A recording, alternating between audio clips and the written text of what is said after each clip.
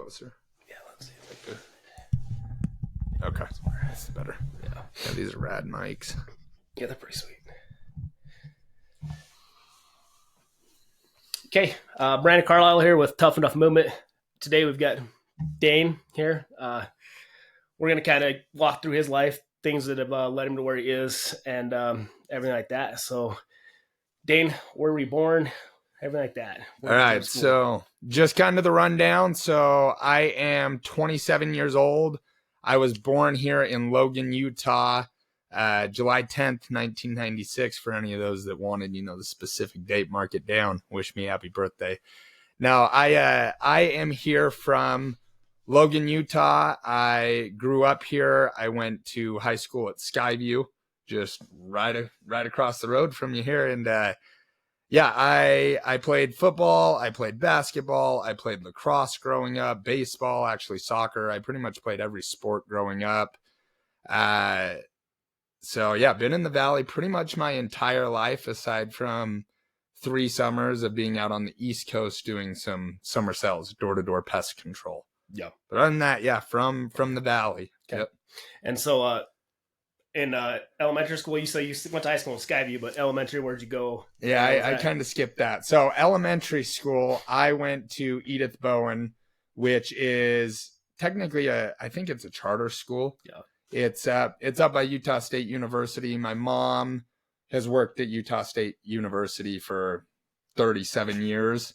And so I was pretty close to her office. So I went to Edith Bowen, and kind of an untraditional elementary school in a sense. Yeah. It was bizarre because all of my friends, majority of my friends, went to Greenville Elementary, and so I'd see them, I'd meet up with them after school. So I didn't hang out with a ton of people from my elementary school, but yeah, I went to Edith Bowen, and then from there I went to Cedar Ridge Middle School, and then out to North Cache. And for those of you listening, North Cache literally is 35 minutes north from where I live. And so to catch the bus, we would get up at 6:50, we'd catch the bus at 6:50 a.m. and we'd have a 45-minute commute to school and back from school every single day. Yeah, it's quite the journey out there. I always kind of wondered why they transport everybody all the way out there. Like, it's just like, we couldn't build it closer. Like, I think part of it too is there's just nothing out there. So kids, there's a Big J's that's down the road a little bit, and kids would always escape and go there. And, anytime one of the workers is there, they instantly call the cops. Hey, we have school kids over. And so they'd always get hauled back. But yeah, I don't know. It was a very interesting place for a school. But. Yeah. So what was school like for you? Did you go well in academics, or was it kind of like, my mom, where she started out at the university, she would teach the high-end dietetics course up at Utah State.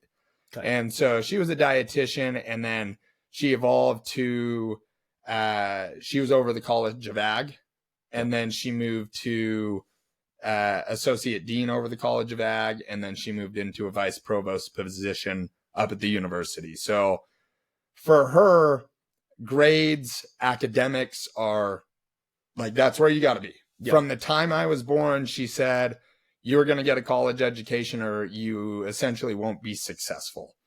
And so academics were pushed heavily, and I'm thankful for that.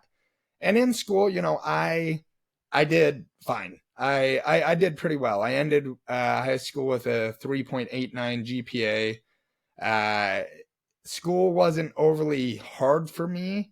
I put in the work though, but essentially it was, you'd study, learn the material to take a test, and then that was that. I was fine at taking tests and passing tests and getting a passing grade. Yeah. But as far as school, what that looked like for me, elementary school, from the time I was young, I've been surrounded around sports. My brother was always big into sports, and so I connected with people through sports. Yep. And so in elementary school, we were always playing basketball at recess or some sort of sport. And so I did fine with making friends. I was pretty chubby. I was a chubby kid leading up until about 8th grade. And now I'm obviously very versed in the gym. Like for those of you that don't know what I do, I am part owner over at Complete Nutrition, but I train about 70 clients and very versed with autoimmune disorders, gut dysfunction, hormone imbalances, kind of the whole 9 yards. But where was I going with that? Oh, you were saying that you were chubby. So we were talking about school right. sports, So I was chubby as a young kid, and my brother was always a beanpole. We've got opposite body types. I'm about 5'10", and I got up to about 245 at my biggest at one point.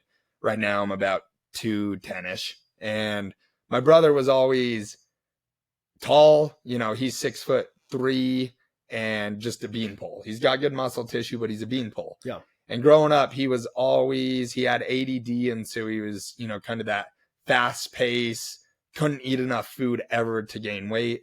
And I was chunky, and he picked on me quite a bit as a young kid. And, hindsight, I don't care about that, but I do wonder if subconsciously that lit a fire under my ass and kind of led me to where I am. Where you were, you're like, I'm not going to be that kid anymore. I remember vividly him calling me a blimp on a couple occasions. And I look back at pictures, and like, I was chubby. I wasn't, obese by any means, but I think he kind of lit a fire under my ass because I wanted to eventually get to the point where if he comes at me, he's going to be sad about it, And so growing up, I was kind of chubby. And then about 8th grade, I hit a big old growth spurt, and I leaned out quite a bit. And I remember in 8th grade, and it happened quick over like a month. And I remember starting to get attention from a couple females, and I'm like, that's kind of bizarre, because I hadn't really had that before. And so, growing up through high school, through elementary school, I would say 6th and 7th grade. I remember this in 6th and 7th grade. I remember I had some friends. I remember very vividly. One kid said to me, "We don't eat lunch to stay skinny." And I remember for a 3-week period, I skipped lunch. And I remember the heaviest I was in like 6th grade. I think I saw like 136 on the scale. And by skipping lunch, I remember seeing like 111 on the scale. I vividly remember that. Yeah. And, my mom had a conversation with me one day. She said, "I've noticed that lunch money hasn't been coming out. Like, are you skipping lunch? What's going on there?" And she confronted me about it and went on to educate me about how, that's going to slow down metabolism and cause further issues. And from that day on, I ate lunch going forward. But that's something I vividly remember in 6th grade. It's funny how in middle school the kids get that complex already of, I need to be skinny, so I'm not going to eat. And they're obviously not educated in what it's doing to their body. Right. But it's like their perception is, this is what's going to keep me skinny, and then people follow the lead. It's like, I know middle school's a hard time for a lot of kids, but to know that people actually just, that's what goes to their heads, it's kind of... It's bizarre, and it's one of those areas. I don't have kids, but down the road, it's almost, how do you parent that, right? And that's a conversation for another time. But I constantly see with my client base, because majority of my client base is kind of middle-aged females that are hormonally messed up. They've gone through aggressive diet cycles, and the way that they speak to themselves, I see it directly in their 13, 14-year-old daughters. And they don't realize how difficult that is for them to constantly see their mom badgering and bagging on their body image and constantly trying a new diet and this, that, or the other, because that is creating those habits in these young kids. Yeah. And, it's bizarre to me as well. When I was in middle school, and I'm sure, when you were in middle school, we went through like puberty. Like, we were ugly ass kids. Oh yeah. I look back at pictures and I'm like, oh. Ooh. And now you look at these kids in 6th and 7th and 8th grade, and I'm like, these girls look like they're 18, 19 years old. You're like, what in the world is happening here? Yeah. And so, hormones and females getting their menstrual cycles, that's all been shifted. That's happening at a younger age than it used to. You get these girls developing at younger and younger ages. And a lot of that is just because of the shit foods we eat and the high stress and the lack of sleep. And that's causing hormonal changes from a very, very young age. Yeah. And yeah. And I wonder how that affects them, like going through that earlier at that young age, like, because when it happened later on, I think you're older and you have a little bit more experience to kind of base what your thoughts are and to kind of process it. But to process it at that younger age, and with the things parents are going through and they're seeing as well, like, it's got to be a lot harder, I'd feel like. And I'm at that point, so my daughter just entered middle school, and I'm just like, how do I keep her away from that? And like, how do I keep her body image and like her confidence up, that she doesn't start to go down a bad path, and like that I can know like how to stop that.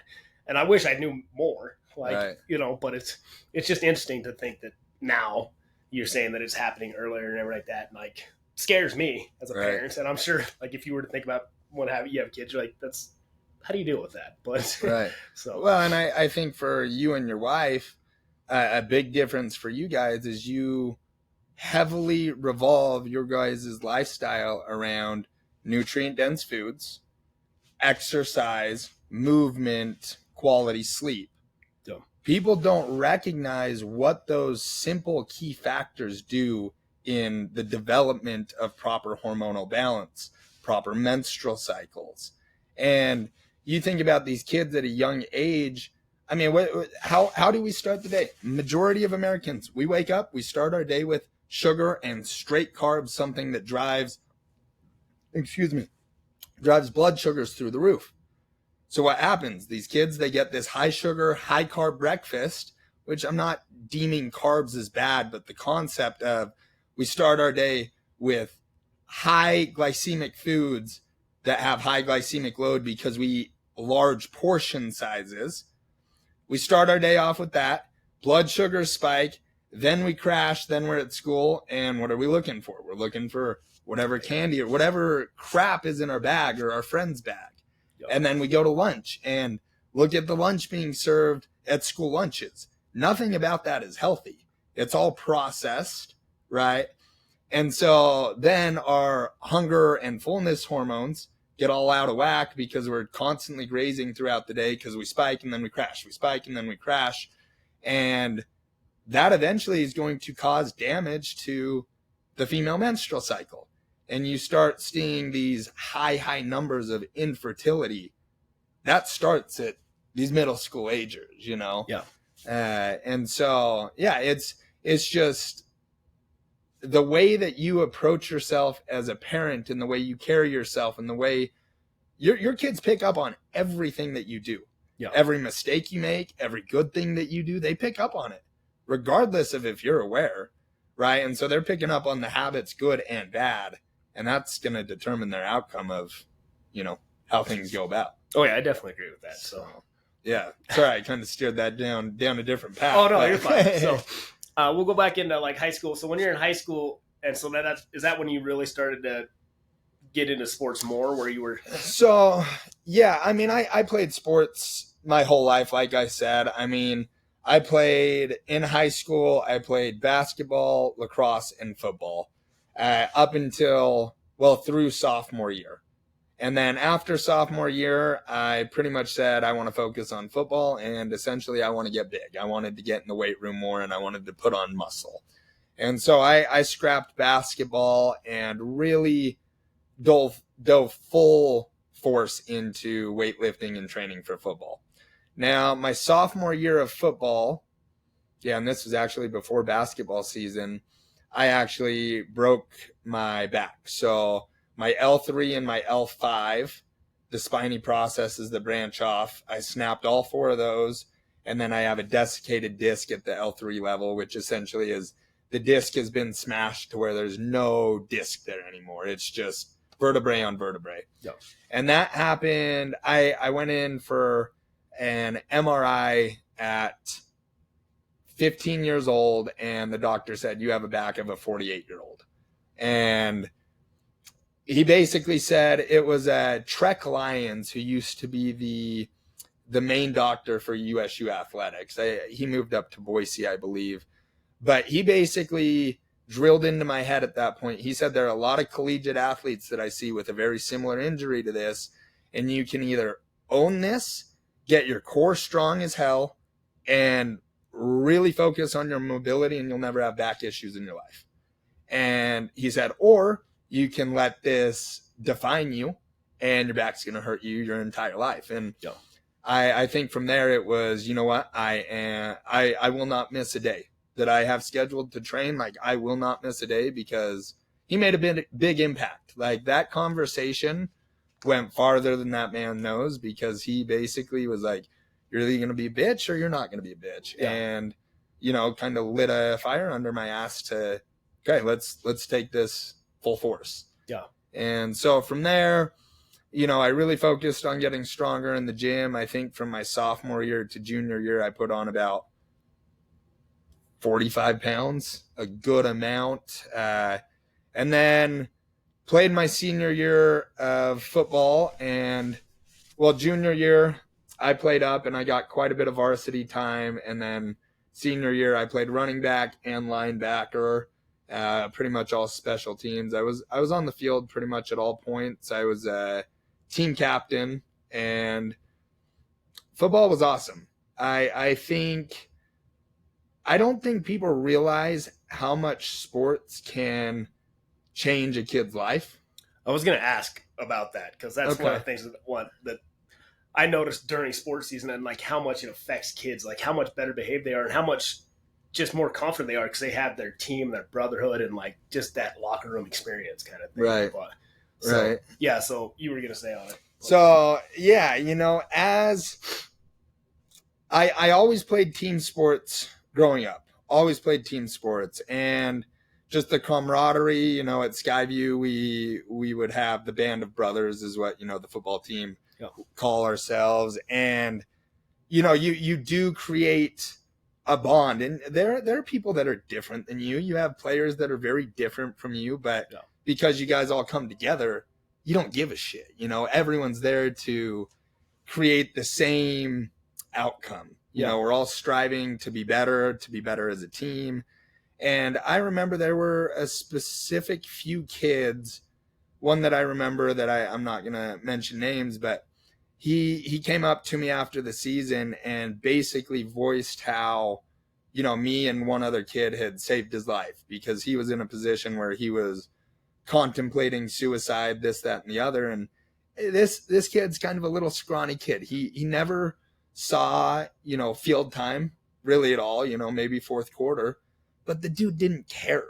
He would show up to practice every day, and he would put his heart into it, and he would work hard. And he was an interesting dude, but we loved him, you know, and we brought him in, and he went on to voice how much that impacted his life and changed his life. And I don't think people realize the power that can have, to have a group of kids surrounding you, you know, that are trying to be better. Yeah. It's like, you all put that blood, sweat, and time in, and you have that common goal. Right. And I just feel like that's the one place where it doesn't matter your class, you know, middle class, upper class, like you have such a combination of people on a team that it doesn't matter. Once you strap on that same jersey, like, you were brothers. Right. And I feel like that's a huge effect on a lot of people. And a lot of kids kind of after high school get a little bit more lost because they lose that, I feel like. But and the other thing with sports is discipline.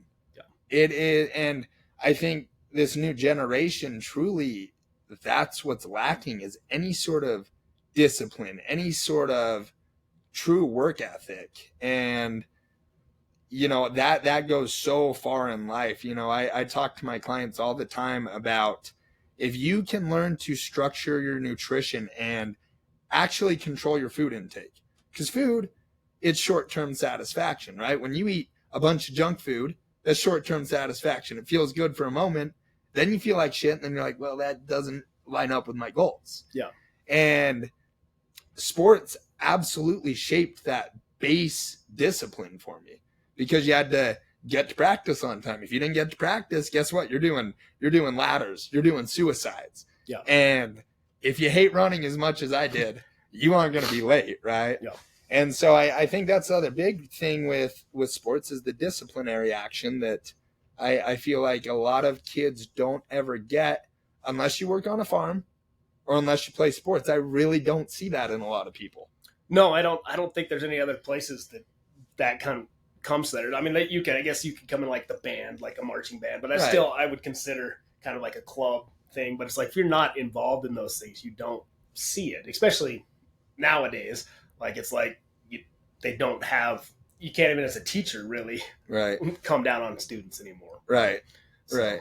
And, I was very blessed growing up because I had parents that supported me and encouraged me. And, my mom was the breadwinner. My dad did okay. He ran he bounced around with quite a few different businesses, but the last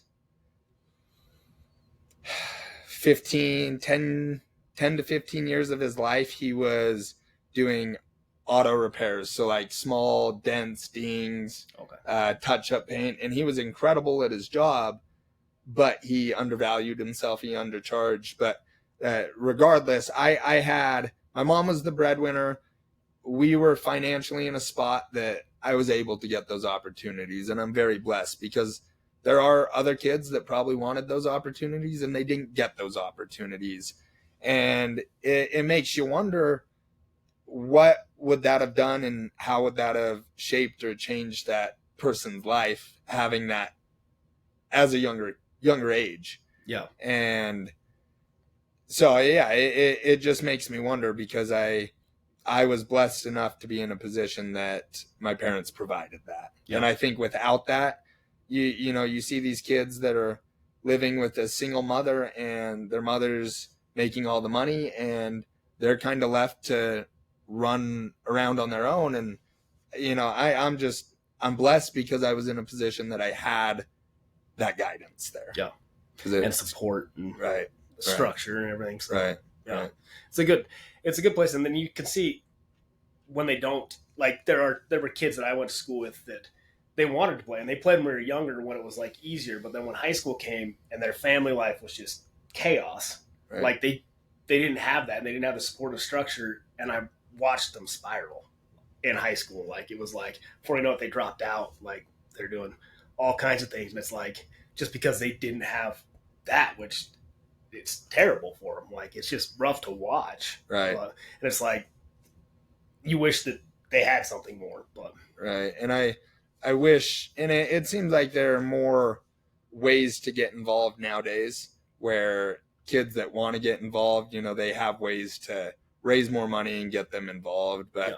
I mean, anyone that's listening to this, if you have kids, get them in sports for sure. Yeah. So food for thought there. No, I definitely agree. We've had a conversation with a guy in here, Bracken, and same kind of thing that we talked about. It's just the effect that it has on people. Right. Because I kept playing after high school into like this rec league tackle football, and just even that was huge for me. Yeah.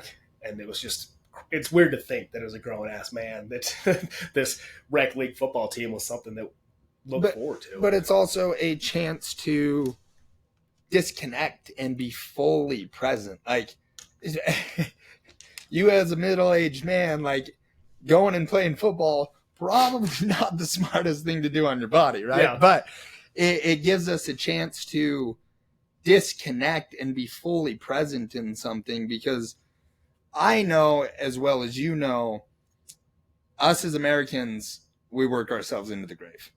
We work ourselves nonstop. And, where we just crossed the new year, I kind of set a phrase for myself, not a phrase, but just a couple words. Like, one of the biggest things that I'm going to do this year is I'm going to say no more.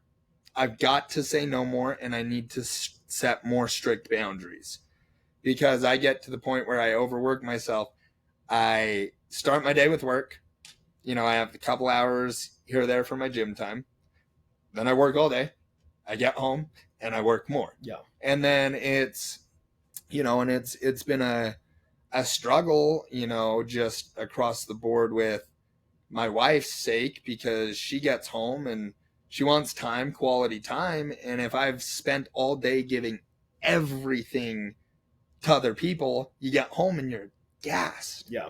And, that's one of those areas that, coming back to the football thing, is it is so beneficial, because you get to get off work. You have to have a strict time. Okay, I'm off work on this day because I have this commitment. Yeah. And you got to go and you get to rally with the homies, and you get to have fun and disconnect and not worry about work life, not worry about home life for a minute. And I think it's getting too few and far spread for us as males to really take the time for ourselves and focus on ourselves and the self-care that we need.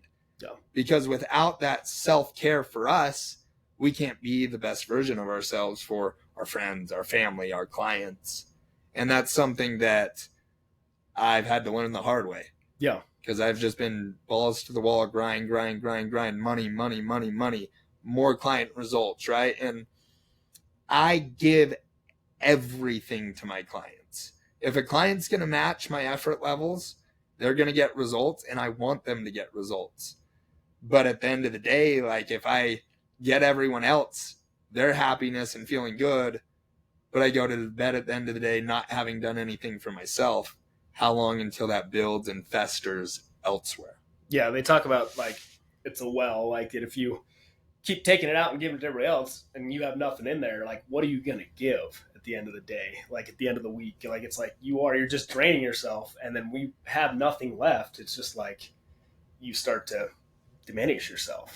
And I love that analogy. And it's true. You do so much for other people. You don't do enough self-love, self-care. It's going to fester in some form or fashion, whether that comes out and, you're an asshole to someone you care about, and you don't purposely be an asshole, but you've let things build. Yeah. And you've given it all out rather than keeping some in to work through your own personal stuff.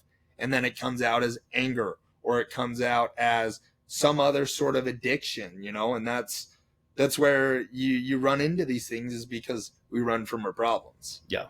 And we're overworked, we're underslept, we're undernourished, we're underhydrated, and that all ties in immensely to this. Yeah, when you add all those factors together, it's like just one you can kind of get away with, but when you get all of them stacking up, and you can see the results as a person as they start to, just their mental health just starts to diminish, which a lot of people don't think about. They say by 2032, oh man, what was it?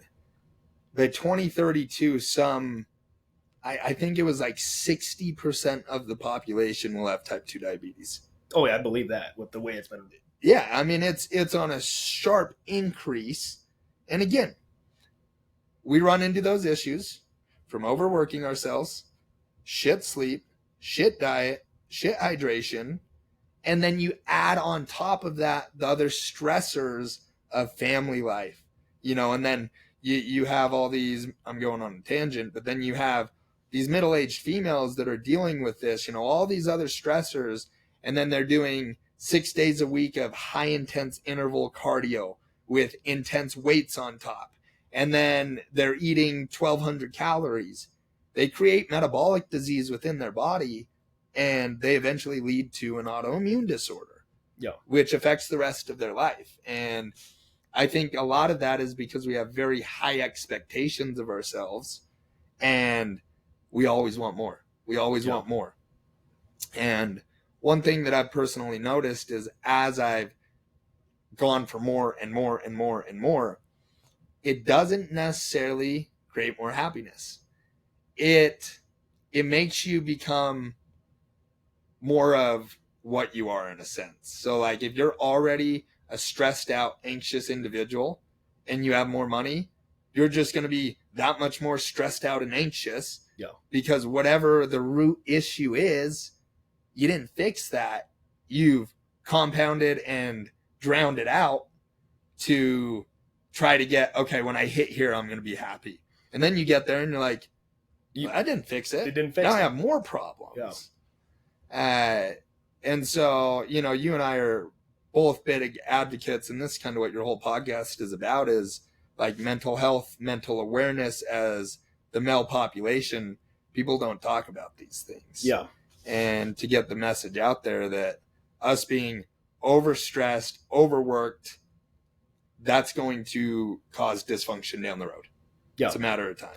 Yeah, and I think that you need to look back and, like I tell people, detach and like, what are you really working for there? Like, is that, like you said, is the money actually going to make you happy? Is that what's going to, you think that's going to fix it? It's like, if you don't look at the actual root of what's driving you there, or what's making you dive into work so hard, are you running from something? Are you hiding from something? Like, get back and dig into yourself and see what's there and why you want these things, and see if it's worth it. Like, right. Is that extra zero on the paycheck worth the time and effort you put into it? Or would it be better to spend that time with your family, at the gym, or anything, something else that actually you enjoy and gives you fulfillment in your life, kind of thing. Right. But I don't think a lot of people will do that. They don't look at it from that angle. They're just kind of like, well, so-and-so is kind of like Keeping Up with the Joneses. They have this, I want to get that. But it's like, well, why do you want that? Mm-hmm. But right. Yeah. And my father, he passed when I was 17 years old. I was out on the East Coast. I was in Delaware, and 2 days before my 18th birthday, you know, I was laying in bed, getting ready to fall asleep, and I get a call from a police officer.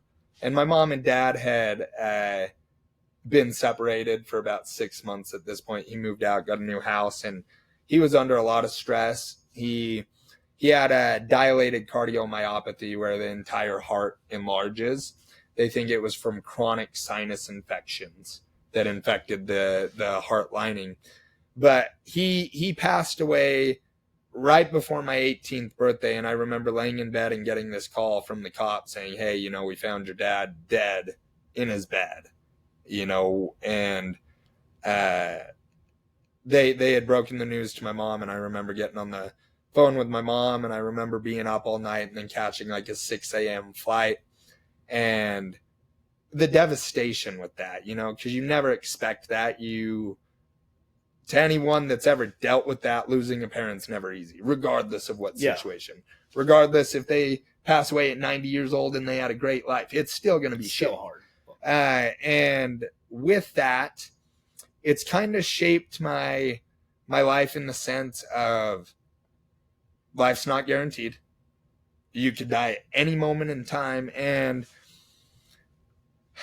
I've been doing some self-work, you know, I'm in counseling, and, you know, I think that I've ran from a lot of demons from about the age 14. You know, I've always struggled with some health anxiety, depression on and off. And a lot of people look at me and they're like, that guy has anxiety. That guy deals with depression.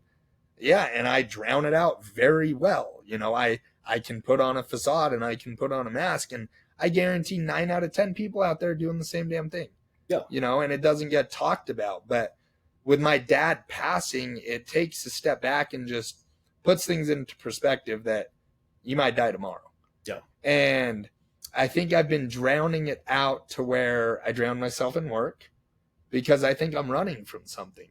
And I don't know quite what that is. And I'm trying to figure it out.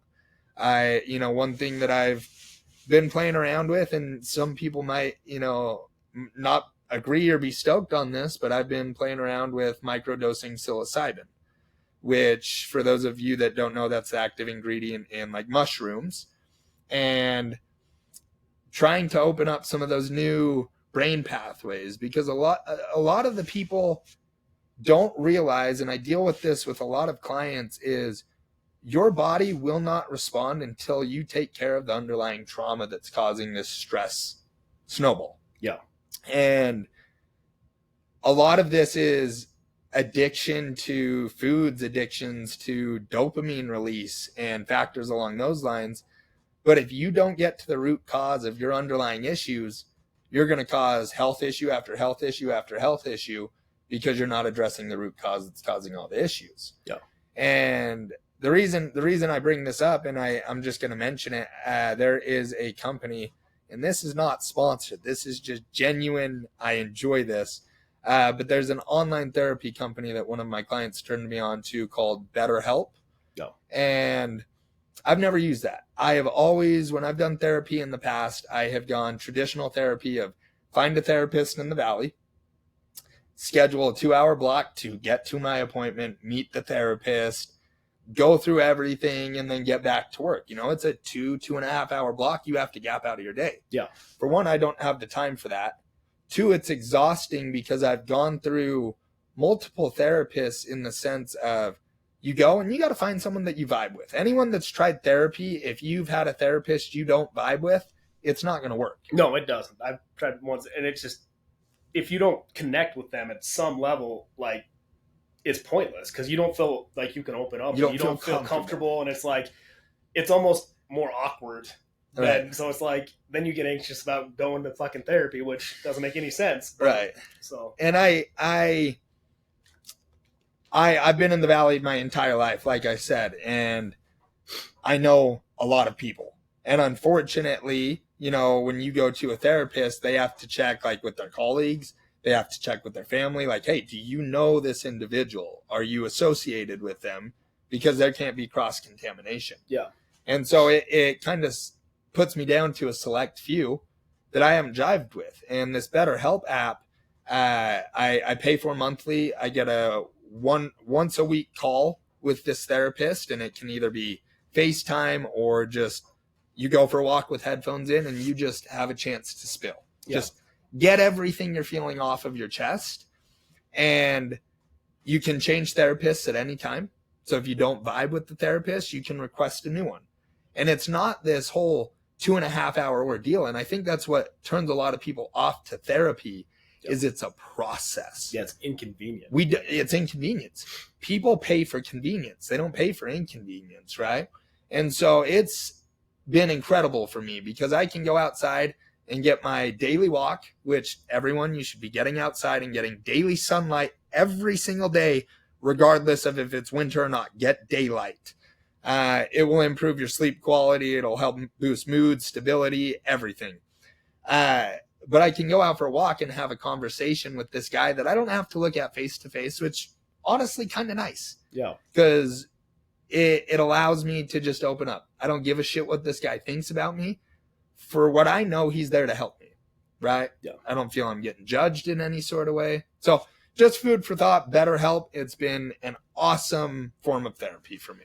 Yeah, no, I hear it advertised a lot on some of the podcasts I listen to. That's a big sponsor on a lot of them. And I've never actually tried it. I've considered it because the therapist I see, actually I do it online, but because he was here. But every time I've never actually met in person with him. It's always via Zoom, so it's just simple for me.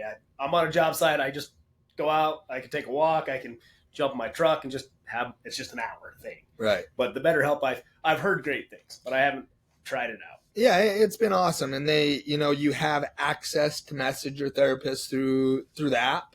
They have, an alert button for, people that are in a position that they are more suicidal. Like you can get on the app, press an alert like, hey, this is an emergency. And I don't know if it's your therapist or who, but you'll get support right away. Yeah. And, so just a cool avenue for those of you that are looking to maybe get involved with therapy, but didn't really know where to go.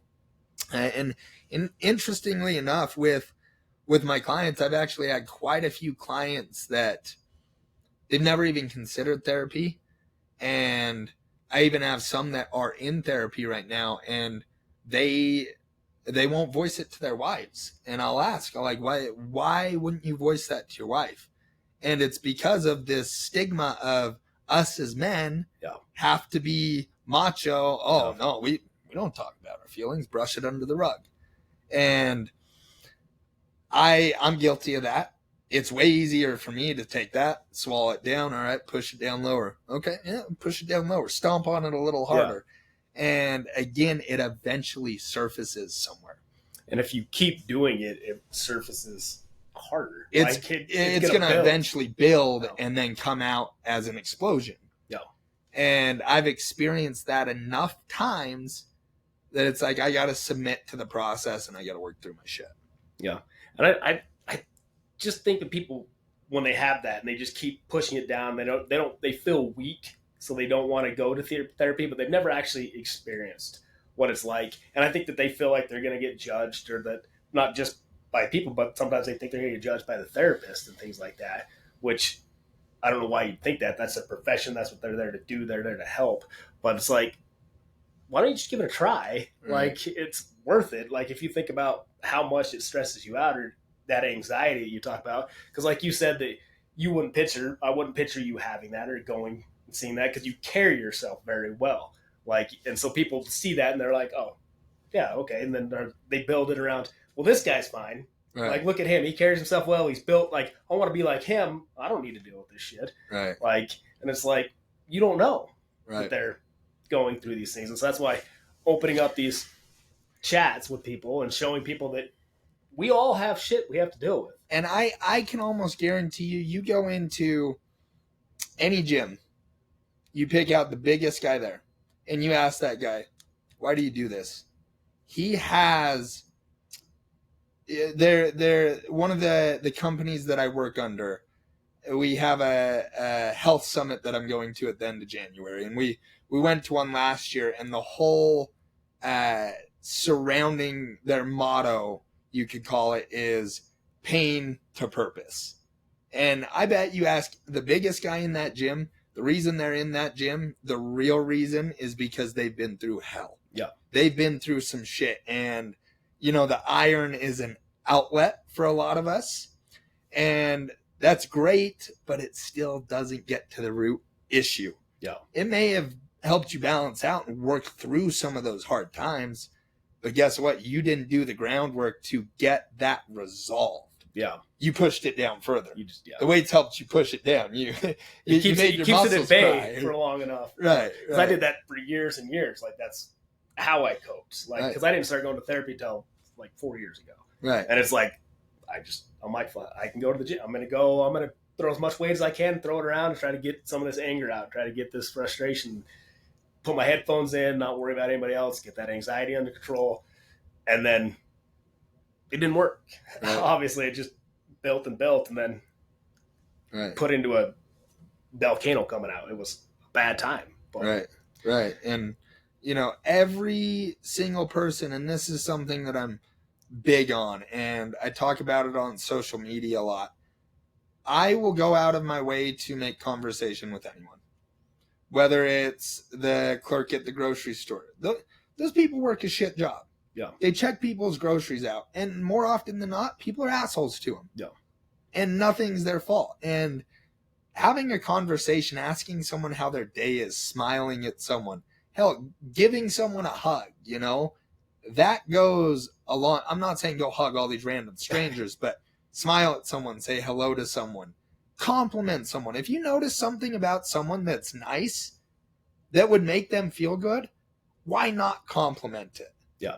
Because it makes them feel good. It perks them up a little bit. They have a little bit better of a day. Yeah. And because you don't know, that could be the best thing that happened to them in weeks. Right. Like, just hearing that compliment, their whole last month could have just been shit. And one compliment's like lights them up for weeks. That person very well might have a plan to go home and off themselves. They might already have that into play. And that one compliment, that one conversation could be enough to steer them in a little different path for that moment in time. And it's a simple gesture that I think the world is too dark of a place, and it's getting more and more and more and more dark. And social disconnect is happening more and more and more. We're all revolved around our phones, and don't get me wrong, I'm guilty. I'm on my phone all day. You know, I have 70 clients texting me, which is a problem within itself. Like I said, no more and more boundaries this year. That's the focus. Yeah. But it just, a little goes a long way. Yeah. And when you're saying, because with that social disconnect of, I agree, and I've had the conversation with other people too, where we lose that being a neighbor, or being just cordial to people. It's like you walk right past the person saying, when you enter a store and they're greeting you, they walk right past and just ignore them. It's like, you're doing this if everybody's doing that to everybody, then nobody even wants to go out anymore. Yeah. Like, you don't want to have conversation with anybody because you're like, people are assholes. Like, Right. why would I want to deal with that? And so it's like, how hard is it to look up and smile at somebody? How Right. hard is it to say, ask somebody genuinely, how is your day? Like, takes 30 seconds out of your day to do that. And you know as well as I do, what gets you far in life in this world? Of course, you got to have some sort of an educational base, but connections. Yep. It's connections and it's relationships. The amount of times that I have met really awesome people just from asking them how their day was. I was at the airport a couple months ago, and I was standing next to this guy in the Starbucks line, and I complimented him on his hair. It was this black dude, had some really rad dreads, and I complimented on his hair. Got chatting with him. He's one of the New Orleans Saints top players. And, I connected with him and we exchanged information. And it's not like he's my boy, but I hit him up on Instagram every once in a while and he replies. But I would have never met that dude if I wouldn't have said what I thought about his hair. Yeah. And so, yeah, I mean, I think, and human decency too. This is a tangent. Two things that rub me wrong. I will always hold the door for people. Tell me thank you, though. Like, I'm standing there. Tell me thank you. That's the least you. Look your ass up and tell me thank you. Yeah. And then also, anyone that does not take your shopping cart back to the shopping cart return, you're an asshole, and you need to fix that. Just a couple tangents. That's funny because one of the guests I had on here, he's like, well, you want to be successful? That's the one thing you need to do is take your shopping cart back. And we got on a whole tangent about what that affects and everything like that. I'm the same way because I'll hold the door for people, but I'm also, it irritates me, like, when I'm being nice and, like, you're in traffic and somebody's trying to pull in it and I let them in and I don't get a wave. I'm like, really? You couldn't wave at me? Come on. Give me a little effort. Oh, thank you. Because I do it all. If somebody lets me in, I'm like, yeah, thank you. But I'm like, course. I was being considerate. And then I'm like, damn it. Right. But I'm like, it's stupid of me to get, but it's like, you can't just be that considerate. Like, but then I also go back to thought too. I personally will always recognize people going out of their way to do something for me, and I will make it known. I appreciate you. I appreciate your time. Thank you. Right. But then on the flip side too, people that don't engage like that, I also have a sensitive spot in my heart of like, they might be going through some shit right now that they didn't even register that I held the door for them. Yeah. And, I don't think people think that way ever. And we're too quick to judge when we really don't know. But again, there is human decency that I think a lot of people lack. Yeah.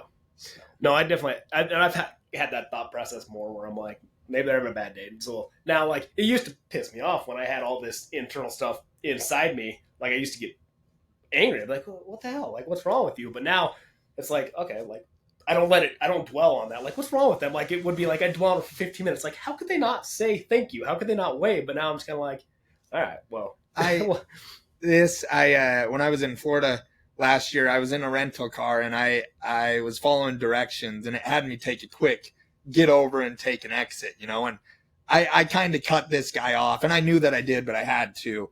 And he's on the horn flipping me off and we pull up to a red light together and he rolls down his window and I roll down mine. And the first thing I said, I was like, bro, he's throwing his arms off. What the hell's wrong with you? And I rolled down the window and I'm like, bro, I'm sorry. Like, I needed to get over. I'm not from here. I'm sorry. And his guard shut down instantly. And he was like, you know what, bro? I'm sorry. You're good. I'm sorry. I'm having a rough day. And this kind of set me off. And, it was just kind of cool I very easily could have been macho man, have come at this guy. But I like, hey, I'm sorry. This is my fault. I recognize that. And that guy's guard instantly came down. Yeah, when you accept responsibility and like accountability, then it's like, I feel like there's a lot of situations that you could avoid. Like, I used to look for that kind of trouble and like, I'd be like, okay, let's see what happens. Like, and it was the anger and everything inside me that was like, I wanted an altercation. Like, you just gave me a reason, even if it was my fault. And like, now that I look back and now, it's just take consideration of people and then I'm more responsible for my actions. Like, if I get in a spot like that where somebody confronts me, I can apologize and be like, dude, that was my bad.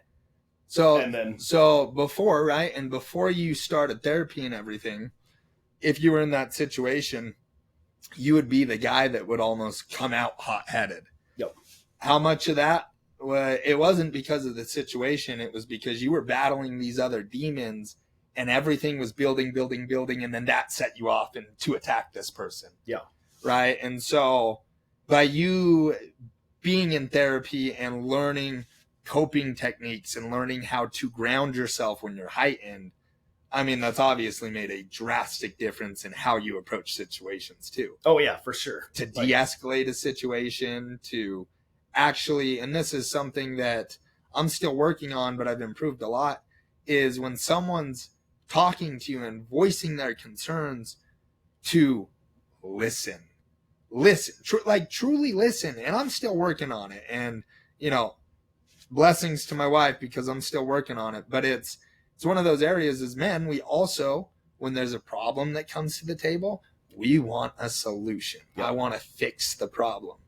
And a lot of times that's not what needs to happen. You just need to sit back and take it in and truly listen and let them get it off their chest. That's what they're trying to do. Yeah. And then instead of offering a solution, just ask, what can I do to help you? Like the difference that makes in a situation, rather than once they start explaining what's going on there like that, if you immediately just jump to conclusions and like, you need to do this, you start spouting off what they should do and solutions, it's going to make it work. And then they don't want to talk to you.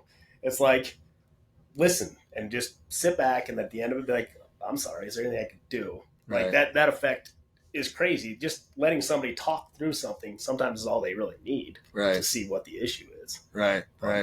And I one of the therapists I worked with, couples counseling with me and my wife, one of his points was when your wife or, whoever starts voicing something to you, if your initial action is to fix the problem, rather than doing that, ask them before you even get into it. Is this something that you just need me to listen to, or is this something we're looking for a solution to? Yeah. And kind of set the ground base. So then you as a male know kind of how to navigate too. Yeah. Because we can't read your minds. I'm sorry, we can't read your minds. Yeah, and I think it's part of the complex of being a man too, is that, like, you want to fix it. And like I struggle with it too sometimes. My wife's telling me a problem or something like that. I'm like, let me take care of it. Like, What do you need me to do? And sometimes I've had to learn to step back and realize those things. But Right. And then with you were talking about having this anxiety and everything like that. Is it work anxiety or is it like social? Like what? So my anxiety, anxiety and depression on and off. I remember anxiety setting in 7th, 8th grade. I've always been kind of an anxious individual. For whatever reason, from the time I was young, health anxiety was always a thing. Like I remember if I would have a swollen lymph node or something, like I was on that shit. Like I knew it was there and I was like, yo, we got to go, check this out. Yeah. And so I was always surrounded around health anxiety, situational anxiety. But then as I've gotten older too, because I'm still learning and getting better at my grounding techniques and how to truly ground myself when I'm heightened. And I've gotten a lot better. My overall anxiety levels have come down significantly. But like, for example, like my dad passed from dilated cardiomyopathy, which enlargement of the heart. Initially, when they did the autopsy, it was not genetic. It wasn't hereditary. But now here I am at 27 and, I've had scans on my heart, and being in the field that I'm in with nutrition, health, hormones, I know more than what I want to know about it all. Like it's awesome, but when you know a little too much, you can be your own worst enemy. Yeah. And so I present some of this heart enlargement, that killed my dad. And, my heart has full function, but it is enlarged. And the doctors haven't been able to conclude, okay, is this hereditary? Is this athletic heart? Like what is this? And so that plays a role. That's in the back of my head at all points. Yeah. I also have factor V, which is a blood clotting disorder. And so I dealt with deep vein blood clots in my left leg at 18 years old. And for anyone that doesn't know what that is, that's a blood clot that forms, clogs one of your blood vessels of your leg.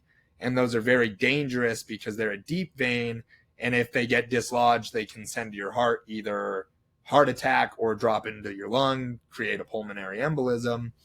And at 18 years old, and I'm healthy. My mom was a dietitian. I've been on my nutrition, my sleep, all of that. Like, I handle that. I execute on that. And to get that news at 19 years old of, hey, you have this clotting disorder, from then on, anytime you feel a pain in your lower leg, instantly, it must be a blood clot. Yeah. Right? If you feel your heart dysfunction a little bit, oh, fuck, dilated. Okay, when am I going to die from this? And it's been one of those areas that it spirals, and it can spiral me because I'm a data individual. And so when I check my blood pressure, if it's elevated, then it's like, fuck, that's putting extra strain on my heart. What's that? And then it escalates more. And you're like, okay, well, now the blood pressure's high. My anxiety's going higher, which means my blood pressure's going higher. And it's just this snowball effect. And it's so easy to get caught up in that. And so anxiety wise, it's in my life. 1,000% it's in my life. Things that help immensely. And these are my top things that I think everyone should be doing regardless. 8 hours of sleep a night. You need to set a sleep routine. So if I know I need my 8 hours of sleep, I look at my day the next day and say, okay, I've got to get up at this time. So I adjust my bedtime and make that no ifs, ands, or buts. 8 hours of sleep. That's number one. Okay. Number two is going to be really focusing on your circadian rhythm. Meaning, and for those of you that don't know, circadian rhythm is essentially when you wake up, you have a hormone that's called cortisol, your quote unquote stress hormone, that'll rise when you wake up. And then as the day goes on, it'll kind of trail down, and then you get a good night's rest. So we want to focus on waking up, getting morning sunlight exposure. And if you live in an area that it's dark and kind of gloomy like we do here in Logan, Utah, and you don't get that morning sunlight exposure, there's what's called the Verilux Happy Light. Look it up on Amazon. It's a very high lumen powered light. Spend 15 minutes next to it in the morning. Get a side light to your face. So when you're in the bathroom doing your makeup, doing whatever you're doing, making breakfast, have that on your side. Is that different? So that's different than red light? That's different than red light therapy. So this is going to stimulate a little more of like that bright sunlight to help with the cortisol response. So morning sunlight, and then for the last 90 minutes before bed, everyone should do this. Every single one of my clients does this, is get 99% blue light blocking glasses. They have to be orange lens. Get on Amazon, search 99% blue light blocking glasses, orange lens. Wear these for the last 90 minutes before bed. Because blue light comes from our phones, tablets, TVs, right? Bright lights in your bathroom when you go to wash your face at bedtime.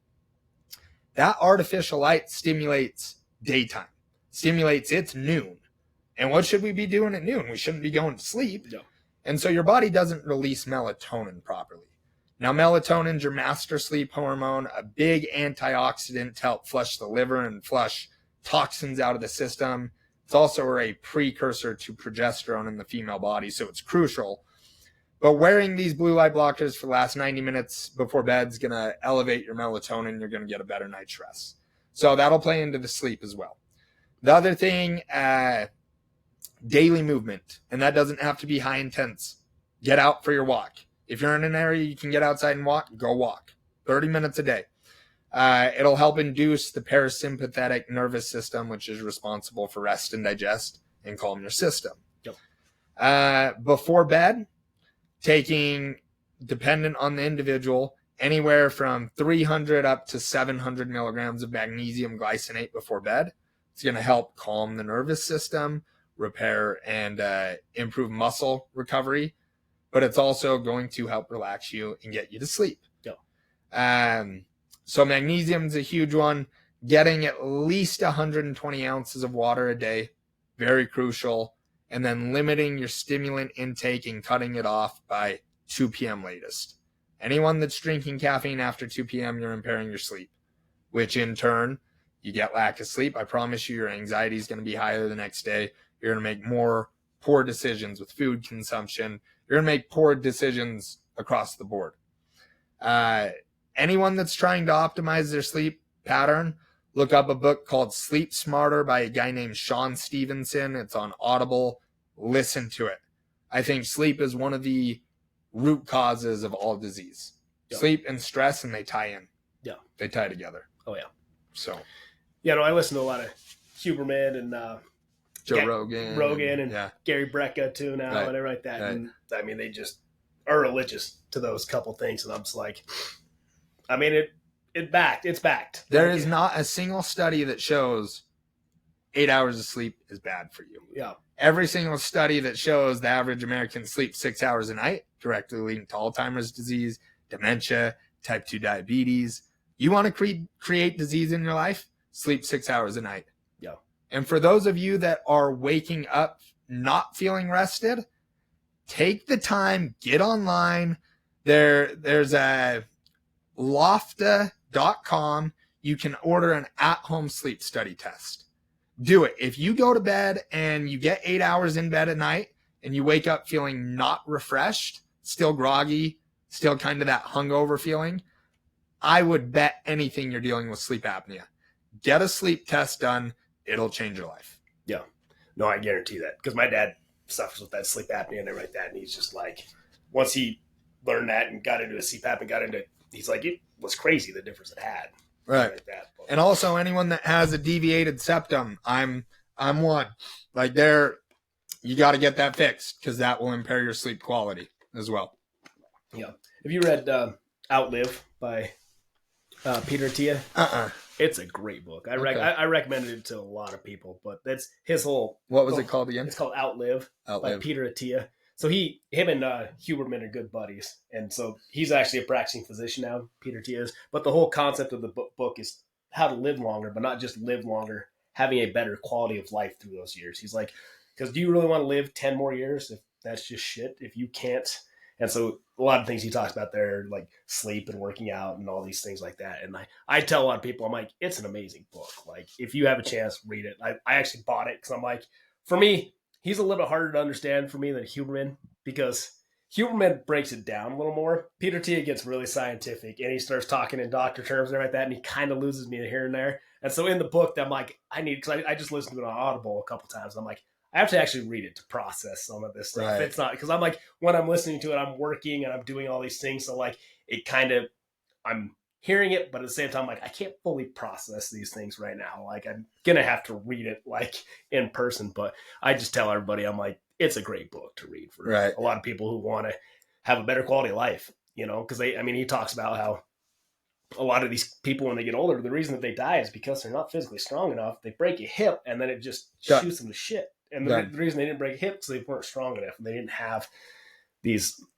muscle tissue to step off a stair. Right. Things like that. And so. Right. It's a vicious cycle, right? After females go through menopause, specifically, their gut microbiome changes, meaning it goes in a worse direction. So they have less quality bacteria in their gut, which we know the gut is quote unquote our second brain. If you can't absorb your food, you're not going to feel good mentally. But then on top of that, post-menopause, what happens? Hormones shut down. Females' testosterone, progesterone, estrogen goes in the hole. Yep. When you don't have testosterone, guess what? You're not going to build muscle properly. You're going to muscle waste.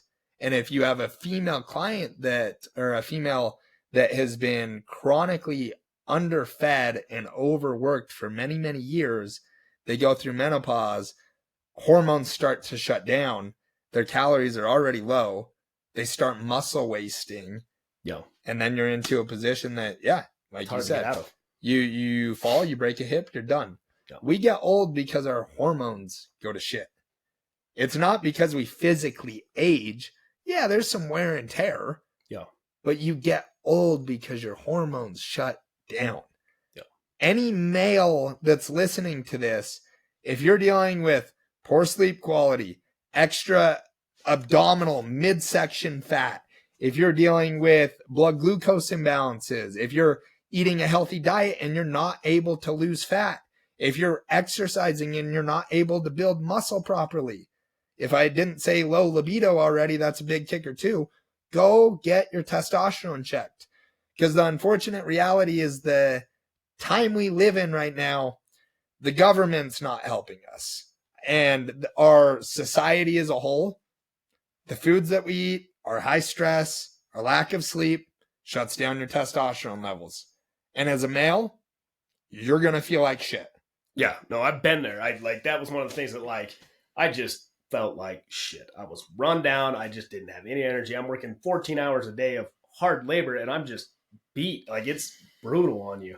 And I had to finally went and got it tested. And I was like, yeah, your testosterone is shit right now. Right. And I'm like, that makes a lot of sense. Like, he's like, I don't know how you're still like have size. Like, he's like, you were just, I was at like, what was that, 28 or something like that? And I was like, oh, damn. He's like, you're high stressed. And at the time I was very high stressed. And this is before I started therapy and I was drinking and I was an alcoholic. Right. And my marriage life was bad and all these stresses and everything like that. And then I was working like that. And it drove me down. My body felt beat up. Like now, that was 4 years ago. And it's like, I'm older now, but I feel so much better and younger. Right. And like, I don't feel like that. I get done with a 10-hour day and I can still go hit the gym. Like, it's just having that. And it's not like I went crazy. I'm sitting at 700 usually now, 800. And that's just like, how much did your nutrition play into that though?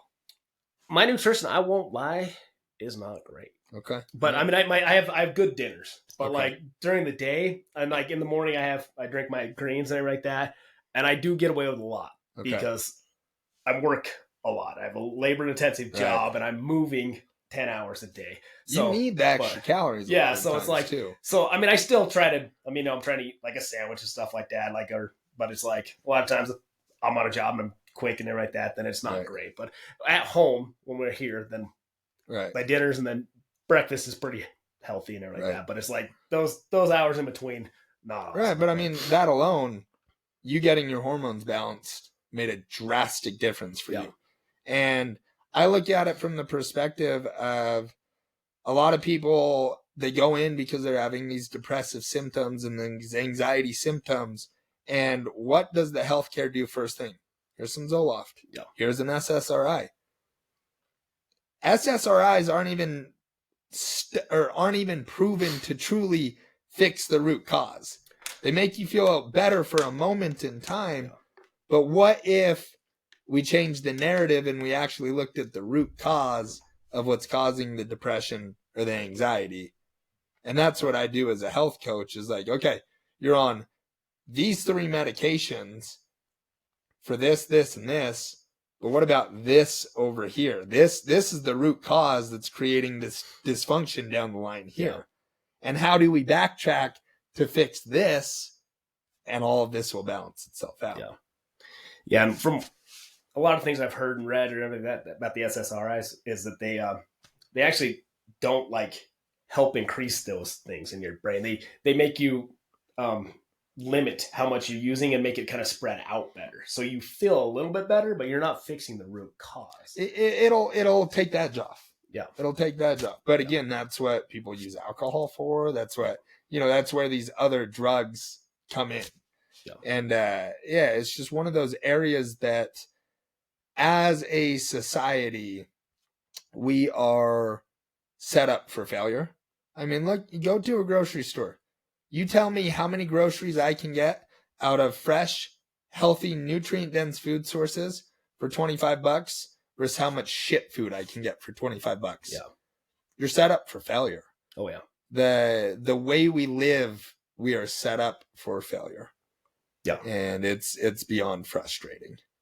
And it leads to so many of these health issues in individuals because we're eating constantly processed foods that are loaded with highly heated processed seed oils that cause an inflammatory cascade in the body, which obviously you eat shit foods and you expect to feel good. That's not going to work. Yeah. It's not going to work. No, it's like, it's what fuel you put in your body. It's like putting the wrong kind of fuel into your vehicle. It's not going to work. Like you put diesel in your car, of course it's going to run like shit. Right, Like, right. you're putting that in there, and you expect you to function and to do these things that you're talking about. You're expecting to work 10 hours a day, go to the gym, take care of your kids, and you're fueling your body with shit that's basically destroying a lot of things in there. And it's like, and you expect that to go well. Right. But, So, and the profession that I'm in, like I said, a lot of my client base, it ends up being middle-aged females that are kind of jacked up with hormones, that have tried every fad diet in the book, every weight loss drug. They do 6-7 days of exercise, and they're working hard. They should be losing weight, right? In retrospect. And they come to me and they're expecting me to give them the special workout, or the special diet for them to lose weight. And they come to me, and the first thing that I do, they don't work out for 4 to 5 weeks. They don't go into high intense workouts. They don't do high intense cardio. They focus on their sleep. They get daily walks in every single day.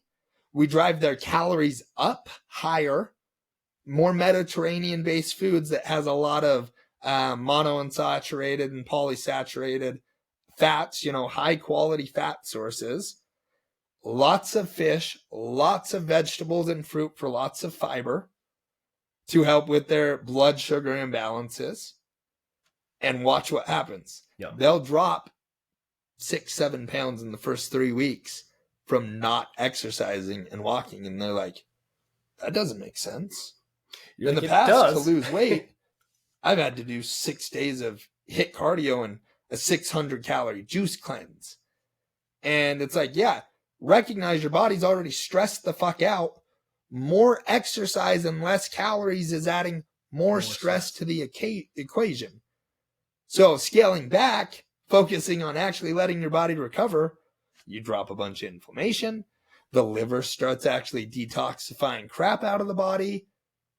And voila, you feel better, right? And our society, we just don't think that way. We are go, go, go, go, go, go, go, nonstop. And what's the easiest way to do this? Not, can I educate myself on this? Like, same thing with taking pills for it's like, what's the easiest way to fix it? Like, you tell me how to fix this right now, not maybe I should look into this, educate myself, figure out what's going on, and trust the process. If you spent the last 20 years of your life creating dysfunction in your body and you expect it to be corrected in 3 months of effort, you're lying to yourself. No.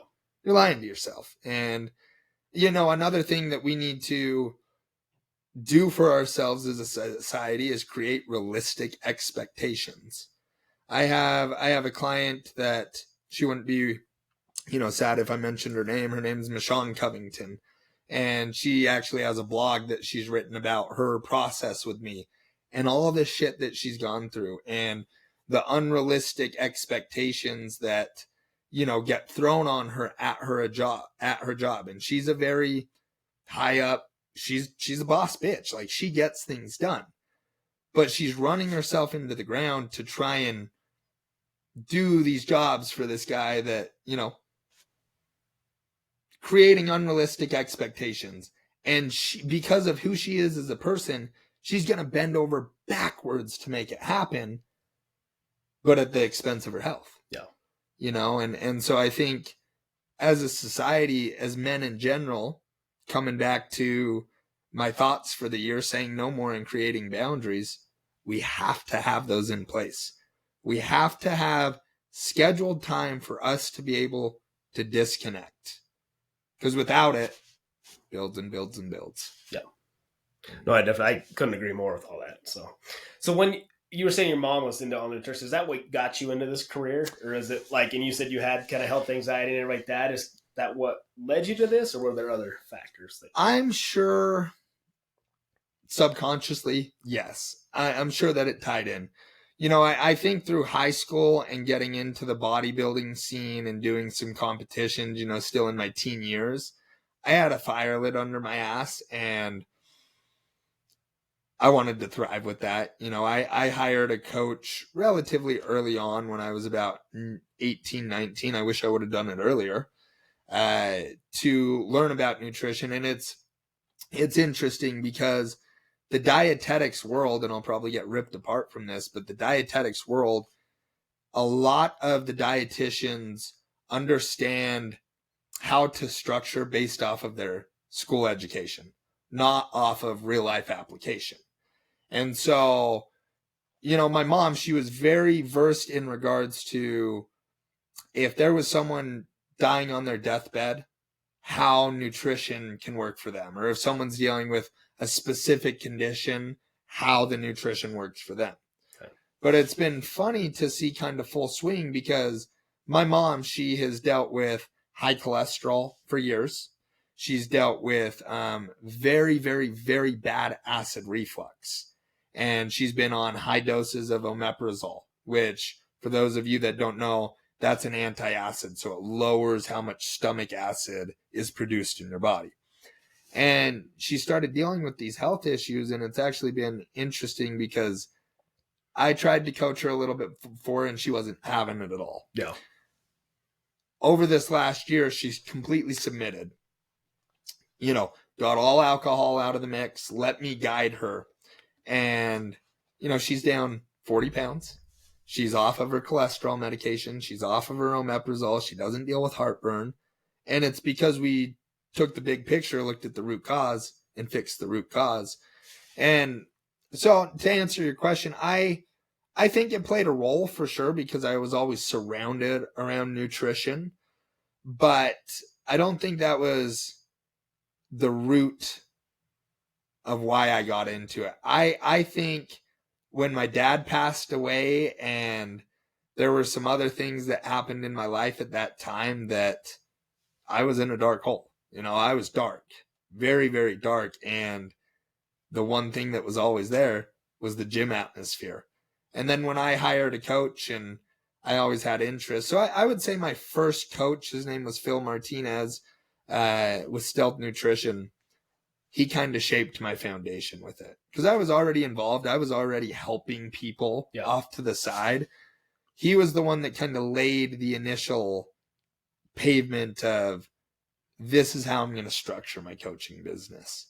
And so I think my mom tied into it, but this is funny. And I think a lot of people are probably in the same boat. Times have changed. When my mom went to school, the only way you're going to be successful and make money is if you get a college degree. She has her master's degree. I have a degree up from USU, minor in business, major in psychology. I don't even use it. I don't use it at all. And the reality is my education and the way that I've gotten to where I'm at is because I've invested a lot of money into alternate forms of education. I didn't want to go to dietetics school because I've been surrounded by so many dietitians that are saying there's a missing piece here. There is something that is missing, and it's kind of the real world application of taking someone with a diseased body and getting things to function again. And so I think the best way that I have improved at what I do is getting mentors that are very specific in the areas that I'm in and paying them the money that they want to teach me. Yeah. Because that you are getting direct hands-on knowledge, direct real world application. And the beautiful thing of it is I didn't wait until I had all the information to start. I got started, and by getting started, it made me realize, oh shit, I don't know this, I don't know this, I don't know this, and I don't know this. And it kind of paved the path of, okay, I need to learn these things. So who do I get involved with to learn these things? And then you get involved with them, you learn. And then you realize, I don't know this, I don't know this, I don't know this. And it's just this continually evolving thing. And to give some perspective on that, in the last 2 years, I have spent over 50 grand in continuing education because I recognize more and more of what I don't know. And as humans, I am smart enough to realize I don't know shit. Yeah. And I think the more you open yourself up to realizing that, you're going to develop more as a human. Because there was a point in time, I'm sure you've been there too, where you're like, man, I've done a couple competitions, I've gotten a couple people results. Yeah. I know what I'm fucking doing. I know what I'm doing. But I think having that mental strength to be like, I don't know this, and to look for it. A lot of people don't do that. They just will assume that they know, and like that what they know is the rock. This is right. And I'm not going to branch out from that. Mm-hmm. I'm not going to look at these other things. I'm not going to reach out and try to accept somebody telling me these things and then actually look into it. Like, to have that is a great thing to have. And I think a lot of people struggle with that because a lot of people just like sometimes somebody tells you something, you're like, what the fuck does he know? It's like, well, did you ask him? Did you see where it came from? Did you look into it? And so I think it's a hard thing to be able to do, to recognize I don't know this. And then to realize, I think some people don't have that of I don't know shit, where you really don't. Like, when you think about that, even the smartest person you know doesn't know everything. They're still lacking a whole hell of a lot. But one thing I have learned is, again, going back to complimenting, chatting with people. Every single person you chat with, I promise you, they can teach you something. Yep. There's something they know that you don't know that could help you in some way, shape, or form. And I think people disvalue people from face value. And like I said, don't get me wrong, we judge people initially by appearance right out the gate. And I'm guilty of it too. But that's when you go and spark a conversation. Yep. You know, regardless, no intentions, but it might just be a compliment, but it might lead to, oh man, this guy's actually really versed in this world, and this is something I want to learn about. And now I have a connection of, if I need something in that world, this is the guy I'm going to go to. Yeah. And I think that we're too quick to judge and not truly look at people as other humans that have real life experience, because we're all trying to figure this shit out, man. And life is fucked up in a lot of different areas, and we're all trying our best. Yeah. And to just register that value that person has, like, because I've seen that, and I made a little post about that, just recognizing your self-worth and to notice other people's worth, that no matter what somebody looks like or what they've probably gone through something. They probably know something you don't. There's no reason to not reach, just even if it's just being cordial. Like you said, you don't know where it's going to go. Like, you don't go into a conversation thinking, I'm going to talk to this guy because what can he give me? Right. It's like, no, let's spark up the conversation just to be a decent human. Right. And then that gives you better connection because you didn't reach out to them out of, I need something from you. It's just like when you complimented like the Saints player, I'm sure that for him, he's used to people like, you're so-and-so, like freaking out. But for someone to be like, dude, great hair, like that's just a compliment that leads to a conversation where it's like, you don't know me, you don't want anything from me. Like, you can have a better connection with somebody that way. Right. But yeah, and you know, kind of going back to your question about my mom and her paving the path, there were many, many times that I remember having conversations with my mom of, hey, you know, like, personal trainers, like, they don't make that much money, you know, like, you sure you want to go that route? And I think it's awesome, you know, mom, slap to your face, because I'm in a position where I don't have as in-depth of a degree as my mom, but where I put in, you know, this education through other platforms, I'm proud to say that I make more money than my mom. And I know it slightly pisses her off because the stigma of, you know, college education, and I have a college education, but like, she thought without that, if you don't get a job from your college education, you're not going to get anywhere. Yeah. And so for those of you listening, if you're passionate about something, you're going to find a way to make money. If you truly dive into your passion and you execute and you love what you do every day, you're going to make money from it. Not only that, but mentally, you're going to just feel so much better if you love what you're doing. It's not, you get rid of that stress and anxiety and everything like that. It's like, now you're making money doing these things that you want to do.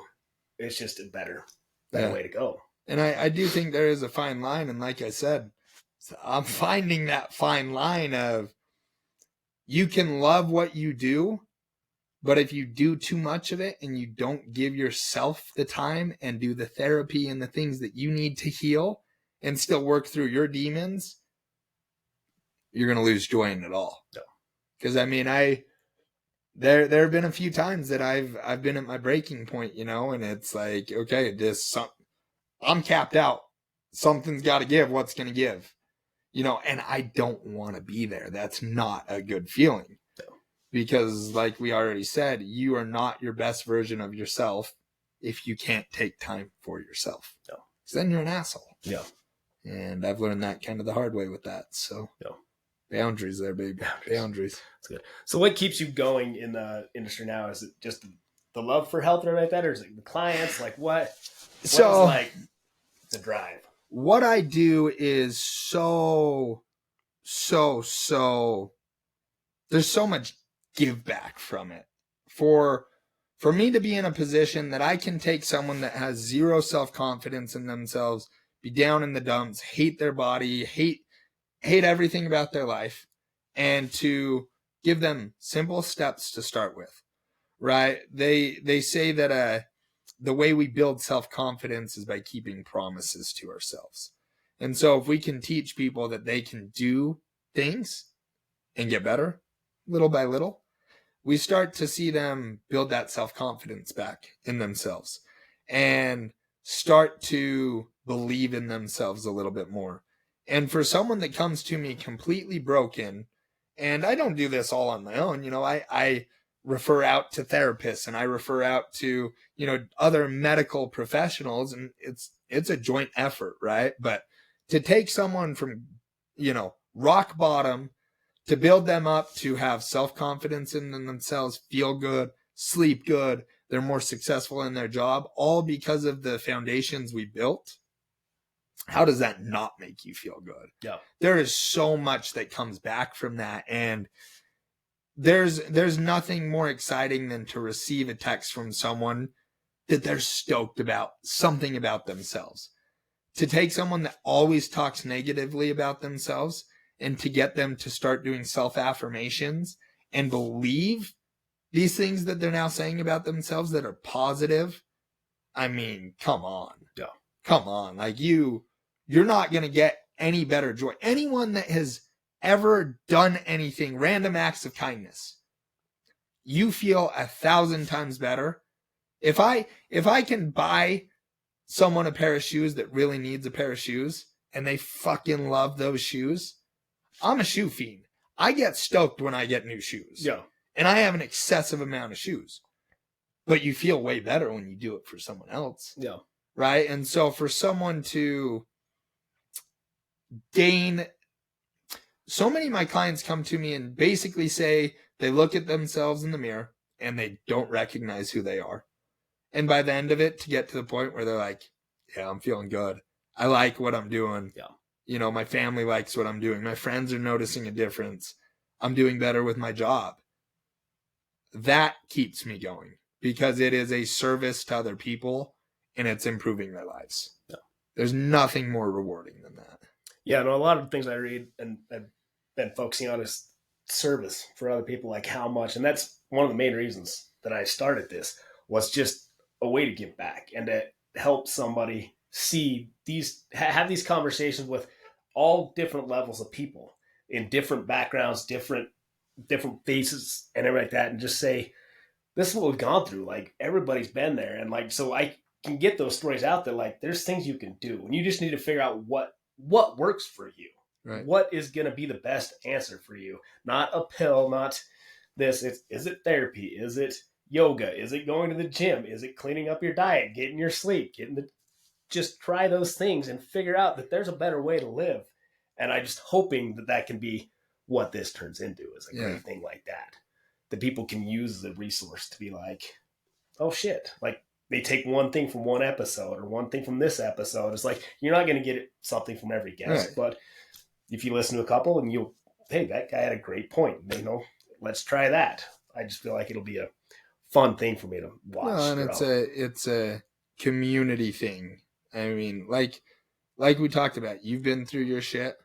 I have been at ground zero, dude. Like there have been a couple times in my life that I've been on the verge of suicide. I don't like to talk about that shit because it's scary. People don't know that. I don't want people to know that, but I'm going to be open about it. because we all go through something. Everyone goes through something. And if you haven't yet, you will. It's a matter of time. And if you can create a community for people to know, okay, when I'm feeling like this, there are options. I have options, because when you're that dark, you're blinded. Oh yeah. You are blinded. You're turned off. You go numb, right? You go numb. And then you start making poor decisions that give you dopamine hits, right? And when you're numb, you don't feel shit. And then when you get a dopamine hit, it feels good. Yeah. You don't really care if it was a action that, is going to have negative consequences at that point, because it was a dopamine release. Yeah. And you haven't felt that in a long time. And so it is incredible. I love what you're doing, because people need to hear it. And people need to know that there are outlets and other people that can help. And that doesn't mean, obviously, you don't want all these people to come to you for you to counsel them. No. But take what, I say, take what the other people have said and take one thing, create your own ideology around it, and form these things that work for you. I'm not for everyone. You're not for everyone. But a part of me might be for someone, like you said. Yep. If there's one thing somebody has that could work for you or doesn't work for you, you can try out these different things. But like you said, like there's no perfect path. There's no, this fixes everybody. It's like a diet. Like you were saying, that these fad diets, I'm like, oh, this is going to fix it. This is going to do that. It doesn't work. It's like, there's no one thing somebody can tell you, like, if you do these three things, that's going to make you happy. You have to know for yourself. You have to explore that and figure it out. Well, and with the fad diets, they will work, but you didn't do the groundwork to make it sustainable. It's that dopamine hit that you were talking about getting. It's like quick. You feel nothing, and all of a sudden you do this thing that makes you feel something, and you got a quick fix. You're like, oh, that works. I'm gonna try that, and then I dropped weight, and then sustain it. No, you didn't do the foundational work that you can fall back on. That's still going to be a baseline. Yep.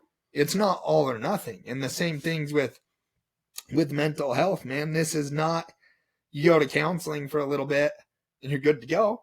Yep. It's a continuing, evolving thing, because as humans, through different stages of life, we evolve, we change. And especially from a marriage perspective, I mean, I've been married 2 years, been together 7 years. I mean, I don't have that much to talk on, but it's one of those things that you have to be aware of your own issues, because if you're not aware of your own issues and working on your own issues, you can't fix the issues between you and your spouse. No. Because it's going to cause issues. Oh, yeah. Right? And it's just, I think everyone should be in therapy. Regardless. No, I think it's a great tool for everybody. And I just think, give it a shot. Like, try it out and see. Because it's a way, because I feel like if I'm trying to talk to myself and you're in a negative spot, then you go into that feedback loop from hell where you just keep dwelling and going darker. And if you can't express it. What else happens in your day when you're in that thought process? When you that get negative feedback loop. Yeah. Then everything's negative. Everything is negative. Yeah. One of my mentors, and I got to pick his brain on it more. He starts every single day with 45 minutes of cold plunge, sauna, breath work, meditation, self-affirmations. He's like, I set the day every day without fail that this day will turn out this way, because he sets his intentions. No. How many times do you wake up on the wrong side of the bed, and the first thing you do, you get up, you stub your toe, you spill your water. Yep. And then the whole day. What if we were to change the narrative and we were to get up and start the day with something that's going to benefit us, whether it's the walk, whether it's exercise, whether it's breath work, meditation, setting the foundation, you're going to have a much better day. Oh, yeah. And that comes with education and applying yourself with it. But if you don't have the tools and resources, you're going to fail. Yeah. It's just like anything else. Yeah. You know, you have to have tools and resources and people that you can go back to when you have questions. Yeah. And that's what therapy is. Oh, yeah. For some people, it's just a place to throw up. How many, I mean, we all have deep, deep, dark secrets that we would probably never, ever voice. If you have a therapist that you don't know, Yeah, you don't really care, how good's that going to feel to be able to just get it out? Yeah. Get it off your chest. And if that's all you do in therapy, fine. Fine. Yeah, that's because you're releasing that trauma. One thing as a male that doesn't get talked about, and I'm trying to figure this out, is I'll be watching a movie and there'll be an emotional part and I'll get choked up. You know, you feel that like, oh, I'm choked up. I don't know how to let crying happen. I don't know how to cry. And to be honest, I wish that I did, because it's one of those areas that you can release so much emotional trauma through a good cry session. And to be honest, I want to learn how to cry at times, because it's such an emotional release. Yeah. And as men, what's happened? We've always swallowed that shit. Like when my dad passed, I think I cried for a brief moment and cut it off. You know, it's that stigma. That stigma. You're like, I can't do that. Like, I gotta man the fuck up. And I've trained myself to not do that. And now I think there are repercussions to that, because I do think when you have that emotional feeling, it needs to come out. Yeah. And that's why it's so important to have someone to voice those things to. Yeah.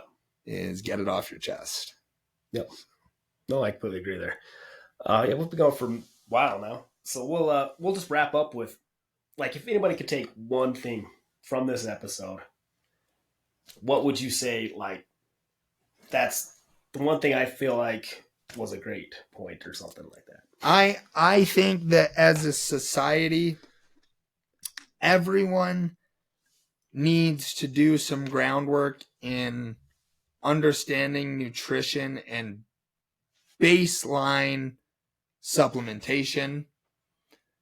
Because you can have, again, lots of things that I think need to be discussed with that, but your health will go as far as your mental health allows and as far as your nutritional intake. Because really, you fuel your body with shit foods, it's going to cause a whole cascade of dopamine imbalances, serotonin imbalances. A lot of that stems from what we eat. Our gut health heavily relies on what we eat. If I'm eating a bunch of junk food, it affects the microbiome of the gut. Majority of anxiety, depression stems from gut health. And so if we can work both systems by mentally working through our demons with a therapist, and then we can capitalize on it with proper nutrition, hydration, and proper sleep, you cut out literally 99% of your medications from combo dealing mental therapy and then nutritional therapies alongside movement. Yep. Movement is medicine. And I think we live in such a world that is so sedentary, we're killing ourselves off. Yep. And so I think that 2 takeaways. Find a good resource for yourself that you like to help teach you about nutrition and exercise and the benefits of that. And I'm not just saying David Goggins and just balls to the wall at all points. No, find someone that has realistic techniques to help teach you nutrition. That's number 1. And number 2, get with a therapist. Again, that BetterHelp online has been incredible for me. Find somewhere that you can have some mental therapy. And even if you feel like you don't need it, do it, because you will learn things about yourself. And if you can learn the strategies that when you're feeling heightened, feeling stressed out, if you learn how to calm those symptoms you're feeling, when that time comes, you're going to be able to process it a lot better. Yep. And why not get a head start versus waiting till the shitstorm happens? No, I couldn't agree more. Those would be my two takeaways. Okay. Well, I mean, I think you gave a lot of food for thought here. And so I think it was a really good episode. I really liked a lot of points you hit on. And I just want to tell you, I appreciate you taking time out of your day and coming in and visiting. And let's just tell anybody where they can find you if they want to. Yeah. So on Instagram, my Instagram handle is Fitness Dane, Fitness Dane. What you'll find with my page is I do quite a bit of educational stuff, but you'll also see my true personality. And I do a lot of things on there that, I like to have fun. I like to make people smile. And so you can find me on Instagram. And then if you're here local in Logan, I'm part owner over at Complete Nutrition that's on Main Street. And so if you ever need nutritional advice, if you ever need help, you can shoot me a message on Instagram, or you can swing by the shop, and me or one of my workers, we can get you taken care of. Okay. All right. Well, thanks for coming again, and glad to have you on.